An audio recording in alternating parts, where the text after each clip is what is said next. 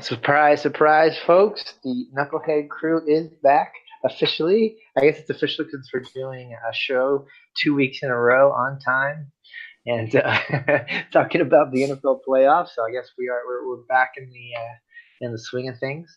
Um, I will have to say that pretty much everything I predicted last week happened the exact opposite. So I need to try and make up for it because man, was I wrong about pretty much everything that happened last week. So I've done some more research. I'm trying to make a comeback here, and how'd your predictions go last week there, Blaine? 3 out of 4. I humbly say 3 out of 4. The game that I got wrong was the Colts. I thought the Colts would show up, and no. All three of us got that one wrong. How about you, Coach? Besides, you got the Colts wrong too, just like we did. What about the other ones? Did you pretty good this week? No, I went 50-50 on that one. I mean, I kind of took Chargers to think that they would do something in Foxborough, and it was their time, but they couldn't pull it off. They didn't even come to play. That was probably the worst performance by a Chargers team all season, and they demonstrated that, and it just didn't work out. So I got the other two right, but yep, I expected the Colts to also come out and play as well. So put it this way, it was a home field advantage for everybody when you look at it. And not only did I get the teams and how they would win wrong, when you're playing FanDuel or DraftKings, you kind of try to write a script in your head about, they're going to have to pass a lot, they're going to have to do this or that, and that's kind of how you construct your betting and your teams on those sites. And like every script I wrote was like the exact opposite happened. I mean, I just got crushed. It was my worst weekend in NFL for the entire season. It was tough. So this week we're going to try and turn it around. We're going to start with you, Coach, since you mentioned that how surprised you were. You think the Chargers didn't show up. I was kind of surprised by how well the Pats came to play, especially on defense. And I think both of you talked about how the Colts, just didn't really come to play. I was actually really surprised with the Chiefs D and how they played at Arrowhead. It's going to be another cold game in Arrowhead, two teams that are used to playing outdoors in the cold. So why don't we start off with you, Coach? What do you see happening in that New England KC game? Well, again, Kansas City showed that in that weather they can play, they can do a lot of things. They move the ball really, really well on offense. I mean, with the tight end, and that's going to be one thing that they're going to have to, I guarantee Belichick's looking at is how did they move the ball while it went to Kelsey out there, that's for sure, on so many plays. The run game was also happened for them too, where they exploded through the hole and everything was happening. But defensively, you could see the pressure coming that was put onto Andrew Luck out there, and that probably one of the best O-line of the season in the Colts couldn't handle it. So I think on that side of the ball, Belichick's going to be looking at this saying, we got to protect Brady a lot more. What are we going to do? So does that mean Gronk's going to stay in a little bit more? Are they going to bring in the fullback to also do more blocking to create some openings? Because you know that the Patriots wide receivers are going to get open to a certain degree. All right. There's no question about that. It's just how much time is Brady going to have to pick them apart? And that's what it comes down to. So if KC can play the same way that they did against the Colts like that, I think I will say this. I believe New England is going to have a little bit of a difficult time with this one, especially if this weather is going to be as frigid out there as it has been. Blaine, go ahead. Yeah, and I think that I was looking at the record of the Patriots away. They're not going to be playing in Foxborough this week. They suck away. Yeah, they lost 5 games away from home this season. And who did they lose to? That's the other thing too. Who did New England lose to? They lost to Pittsburgh, Miami. They lost to Tennessee. Yeah, but that Miami play was just ridiculous. They lost to Detroit and they lost to Jacksonville early on. And Detroit's a big one too. I mean, to lose to Detroit like that at Detroit, I mean, that's a big one.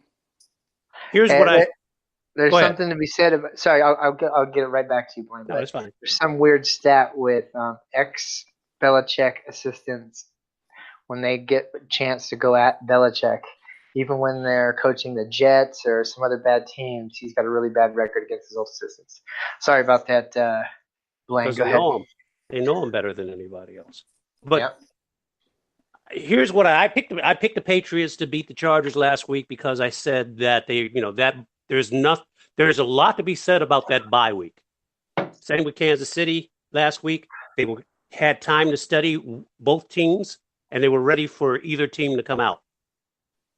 And there's a lot to be said about that bye week. That being said, I'm going to tell you that I look at New England to actually take a step back. I think this is a game where they're going to miss Josh Gordon. He would really be a contributor in this game because I think it's going to be a close game. Those Kansas City edge rushers are going to be all over Brady. Now, the way that Brady combats that is quick passes to Sony, quick passes to Edelman. That might open up something for Hogan, down the way. But it's going to be a rough time for Brady. And I think that the speed of and deep threat of Josh Gordon and the Kansas City defense having to defend that would make a big difference in this game. I don't think Gronk is going to look very good in this game. Between the two tight ends, I think Kelsey's going to reign again. I think you have to, as far as the defense for the Patriots, they have to defend not only Mahomes, but they have to also defend Damian. What's his name? The running back for the Chiefs. Williams. Yeah, Damian Williams. I think that's going to play big because that's another fun thing I did. I played a bunch of tournaments on FanDuel, and I didn't realize there's 2 D Williams on the team, and I picked the wrong one for half my lineups. Oh, Darrell Williams. Yeah, so stupid. Yeah, Damian Williams has not replaced the productivity of Kareem Hunt, but he's replaced him as far as having to defend a running back that can actually be productive. And if Spencer Ware comes back, that's another bullet in the arsenal. Spencer Ware's been a healthy coach's decision not to dress for the last few games. And I think that Williams kind of made the decision to get rid of Hunt a little bit easier. Here's what I'm going to say about that game. Here's a stat that I heard from one of the talking head shows. I don't remember, like one of the ESPN FS1 shows. Is I think it's been like 3 years or 4 years since the Chiefs, even the bad Chiefs defense that played 8 times at home this year, has not given up over 30 points at home in I think 3 or 4 years. And they've had some bad defenses. I think that says something. That's same with this year. They still haven't done it. And I think it says something to what they, can do. I'm going to try again and see if I can't mess this up too bad. I think the Chiefs are going to do Chiefs things. I'm not sure. I think that they're going to try and take away Kelsey and play some cover 3 and some cloud coverage to try and hope that Tyreek doesn't beat him deep. I think on the offensive side of the ball, they're going to be a heavy run team and screen team and try and keep Mahomes off. And I just see the youth of Mahomes and the curse of Andy Reid coming back and just learning again, don't bet against Brady. Till he retires, just don't bet against Brady and Belichick. And I think that, they taught me good last week, and I think that they're going to be fine. Being outside in the cold isn't going to affect them. They have no problem with the cold weather. It'll be a low-scoring game. I think they're going to show Mahomes some things that he hasn't seen before. And I'm just tired of betting against Belichick and Brady over the last 15 years. It has bitten me in the ass so many times that I'm just going to rock with them. And I think that Andy Reid and the youth of Mahomes and some of the vulnerabilities in that defense are going to come through. And I think that the gosh darn Patriots are going back to the Super Bowl. I wanna put one thing out there for you. Yeah, go ahead. That first game between the Chiefs and the Patriots was a very close game, right? In Shootout Foxborough. in Foxborough. Yeah. That's with Mahomes throwing 2 interceptions. I think Mahomes is going to learn from that. I really don't think the Patriots have. It's going to be trickery, folks. It's going to be trickery on both sides. You're going to have the deceptive gestures by Mahomes, where he fakes it to one running back and gives it to the other, on a run, or you're going to, Belichick has something up his sleeve as far as, some sort of trick play. He does it at this time every year. So I expect the trickery, but I think that Mahomes is ready for this. I think he's going to shine in this. It's going to be a close game, but I'm picking the Patriots by less than a touchdown. Yeah, to me, it basically comes down to I'm sorry, I'm picking the Chiefs. Chiefs. Yeah, I know what you were trying to say, but I think it really comes down to this. Who do I think is going to get their team ready to play and be ready to execute and have a game plan to fight all those tricks and all the things that you're going to see, and it's going to be able to get their guys ready to play and play disciplined ball and have a good game plan and execute it correctly. And I just can't go against Brady and Belichick. I get it. So, Coach Shane, why don't we go to the other game? On paper, this should be a shootout, and this new NFL that people are saying, is it going to work? Is it not going to work? The top 4 offenses, number 1 through 4 in the league, are the 4 teams that are left. What do you see happening in the Superdome with the Rams? I know you were high on the Rams last week, and you were right. I really took a L on the thinking that Zeke was going to run all over him. So what do you see going on in the Superdome this week? Well, I think the Rams definitely showed that they got a 1-2 punch in the run game between Gurley and Anderson. I mean, that was a very, very good move by them to pick up Anderson, who's, rejuvenated himself out there to be that workhorse and do so many things. And I mean, I think that caught everybody off guard, and it helped that offense move the ball in so many different ways. So really, you look at it and say, okay, now you've got to deal with not just one running back, but 2. And you've still got the threats of your receivers and everybody like that as well, too. So I really see this, like you said, it's going to be it depends how they come in with the balance set. How are they going to come offensively to balance out the run and the pass and make it where that Saints defense doesn't know what's going to be happening. And like I said, it's going to be a lot of strategic on both of these coaches.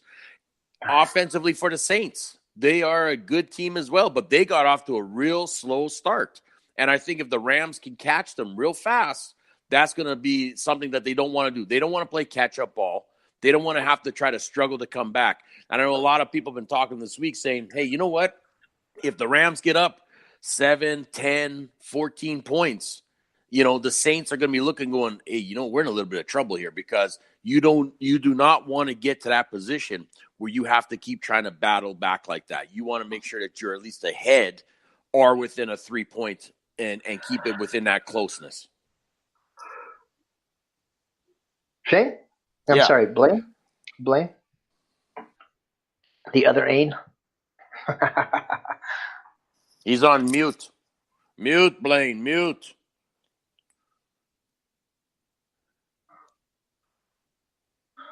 Mic on. All right. I'm sorry, guys. I'm rusty. No, I'm going to go with I think that we're going back to talking about that bye week. Now, there's 2 weeks. 2 ways you come out of the bye. You can come out sharp and ready to go, or you can come out flat, and that's exactly what happened to the Saints last week. They came out flat. They got 14 down, but I never doubted them, and they came back and they did win the game. Lots of injuries in that game too. That might affect this game, but. Moving forward, I like this. I like the Saints' defense. I like the Saints in the dome.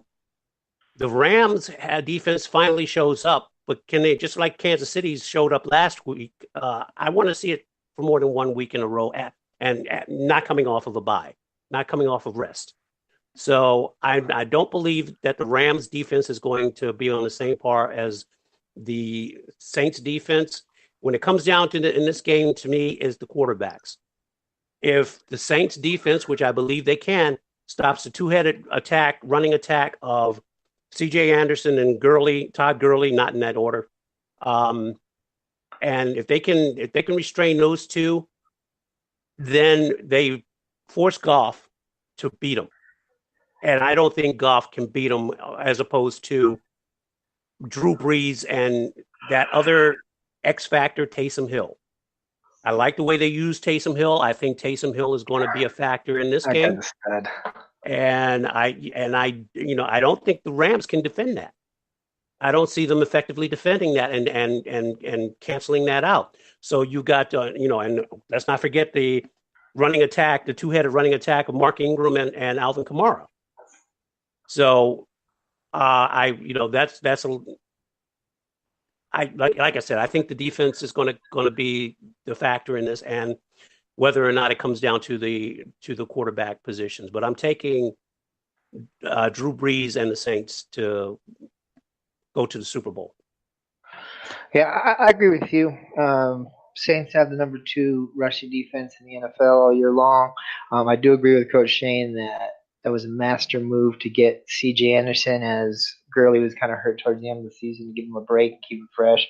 And he turned out to be an unbelievable surprise. So kudos to the front office of the Rams. I think that Ndamukong Suh was the biggest hype, overpriced. I mean, he's not necessarily a flop because he plays, but for what he gets paid and what he's done and all the hype that he got, I think that was kind of a waste. I think they could have got some other guys. I don't think you're going to see them bringing him back. And that's why, you look at it blow for blow, that number 2 rushing defense from the Saints versus those 2 stellar running backs, or the number 26 rushing defense of the Rams versus those 2 stellar running backs. I think that the Saints have that. I think that the Saints have a better secondary because even with Talib back, which is a big deal, we talked about it a bunch of times. I've always been down on Peters. Peters takes too many chances. He gets burned deep. He has too many other problems. And Drew Brees is just Drew Brees. And something else that we kind of touched on, and we talked about it off screen, is just how important it really is. People say, oh, well, they lost the first 2 games, beginning of the season, don't worry about it. Home field gives your defense an extra step because of the noise. I mean, I know Seattle, I'm pretty much set, even as big of a homer as I am, that if they don't get home field, they're not going to another Super Bowl. Even if they get better next year and all those guys grow up, they're not gonna have it. And you get Drew Brees on the outside, outdoors, on grass, his numbers dropped dramatically. If the Rams could have pulled off a couple of games and had that game played in the Coliseum, I think they'd have a much better chance. But because it is going to be in the Dome, and of all the things that I just mentioned, I'm going with the Saints. Well, you look at the Rams' record. They lost 3 games. 2 of the 3 have been on the road, and 1 of those losses was to New England at the Dome. They lost by 10 points, 45-35. And I just think that the Rams are more vulnerable. If it was being played in Los Angeles, I'd be a little bit more indecisive about this game. I'm just feeling like we've seen New Orleans come back in that Dome, like last week, down 14 points, down 2 scores. They come back. And like I said, I just had a feeling about that. Okay, they're slowly starting, and they're going to ramp it up, and they're going to take this game. And I just don't see the Rams. I don't think the Rams are there. Rams have weapons at receiver.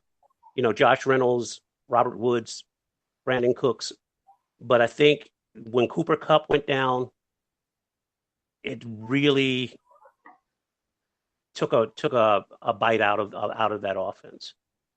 Yeah, I mean, talking about the home field thing, the only reason I'm giving the Chiefs even a puncher's chance is because it's an Arrowhead. If that game would have been in New England, I don't think there'd be any way, because the Chiefs went to Arrowhead once and lost, went to Seattle and lost. Who was the other one? They went to the Rams and lost. They haven't played good in big games on the road. The only reason I'm giving them even a puncher's chance is because of the fact that they're playing at Arrowhead, which is one of the most difficult places to play. But they happen to be playing against a coach and a quarterback who just have ice in their veins. And I've shown it over and over and over again. Yeah. So that's what I'm sticking with. Any last comments or things you're going to be looking for on these two games, Coach? Well, like I said, is when it gets down to the nitty gritty of both these teams. If we look at the Kansas City game again, real quick, it's going to be ball control. If Brady's got that ball for too long of a period of time, Patriots are going to do a lot of damage. I mean, that's going to be a real thing that they got to be careful of when it comes to ball control. And if you look over at the Saints and the Rams game too, if the Saints get too far behind for whatever reason and they got to play catch up, it's going to be really tough for them, I think. I think that defense is coming out strong as well. Again, the Rams defense, I mean, they played a real tough game. They played tough up the middle, and they had the pressure on the outside coming at you all night as well, too. But those defensive backs were fast out there, too. They didn't give up. They did everything that they had to do. So, like I said, I think with Saints, they can't be as slow as they were from the start to make this a game. And when it gets down to it, I do expect it's probably going to be a little bit of a high-flying one as well, too. So I think it's going to be interesting. Yeah, and they've showed before that they have the ability to go toe for toe. I mean, probably the most exciting, college type atmosphere, heavyweights in the 70s and 80s type of punching back and forth football game I've seen in a long time was that Monday night game with the Chiefs and the Rams. I mean, that was just back and forth and back and forth. So they've shown pretty obviously that they have no problem if it gets into one of those kind of games. Question I have is, can you do that in the dome against Drew Brees? I think that's a little bit more.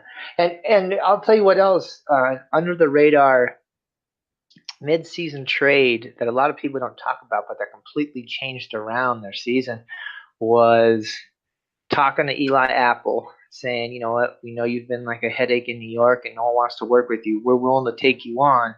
Can you use this as a second chance? Not have the distractions, not have the blow-ups, and just focus on football and be our second corner. And you can see the difference in numbers from when they got Eli Apple to go across from Lattimore. Now you got Apple and Lattimore.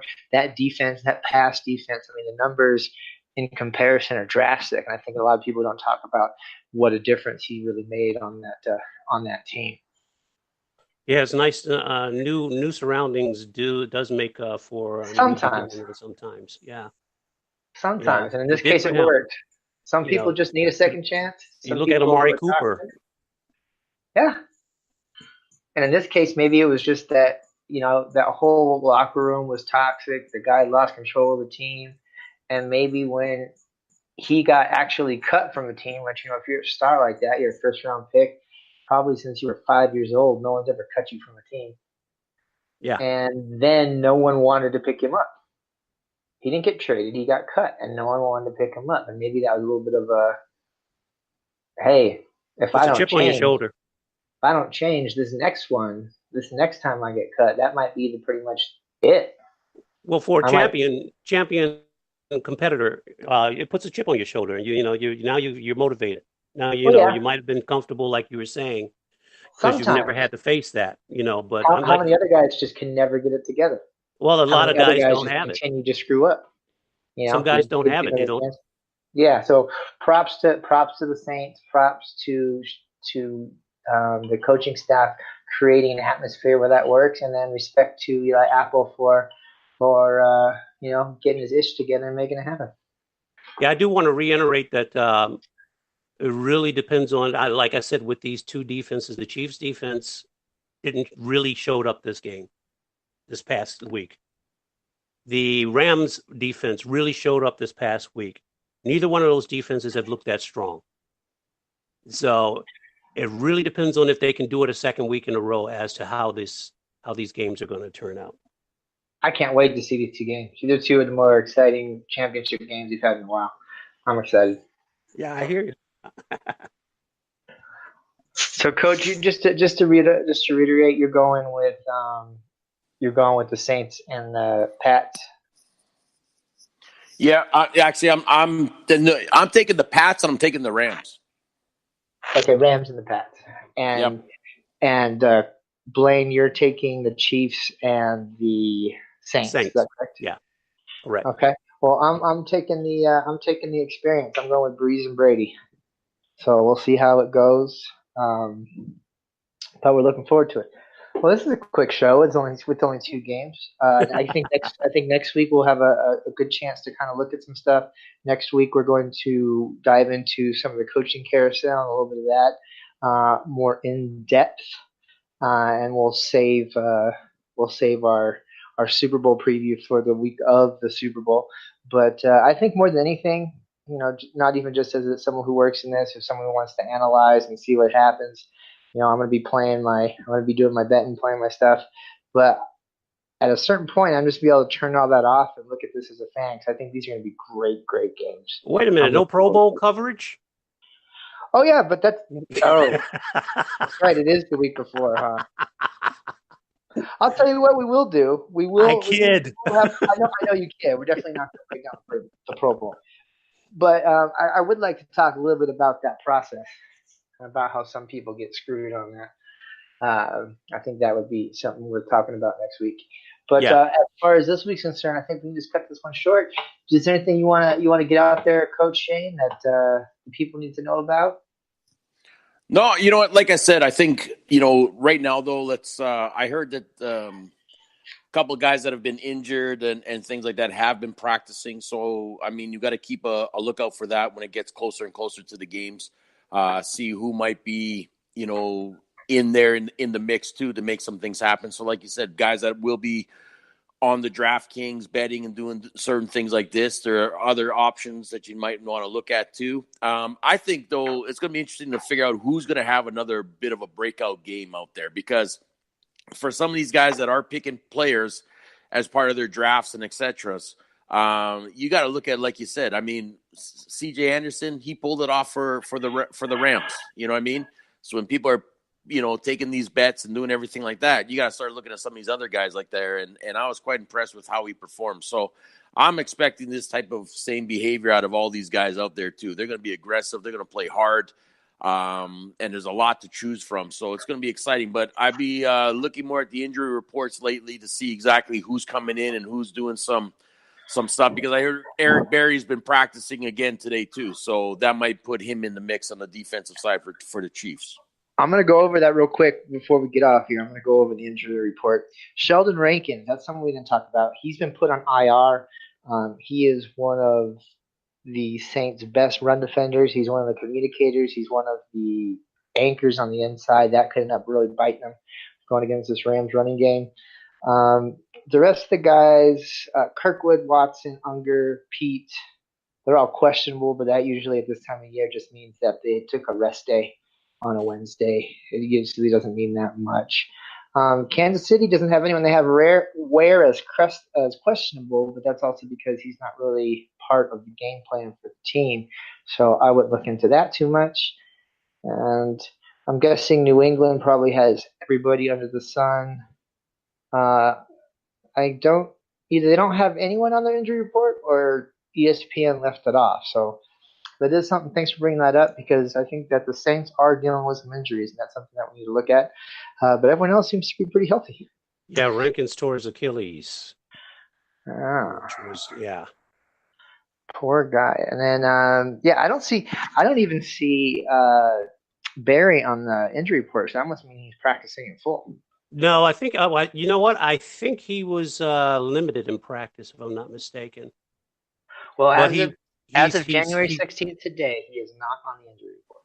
Right. He's set to play on Sunday, from what I understand. Well, that'd be huge if he could play it even half as good as he normally is. He'd be a step up for that team, that's for sure. Yeah. I'm looking at it now. This is according to Roto World that he missed the divisional round, and looks like he's set to come back on Sunday.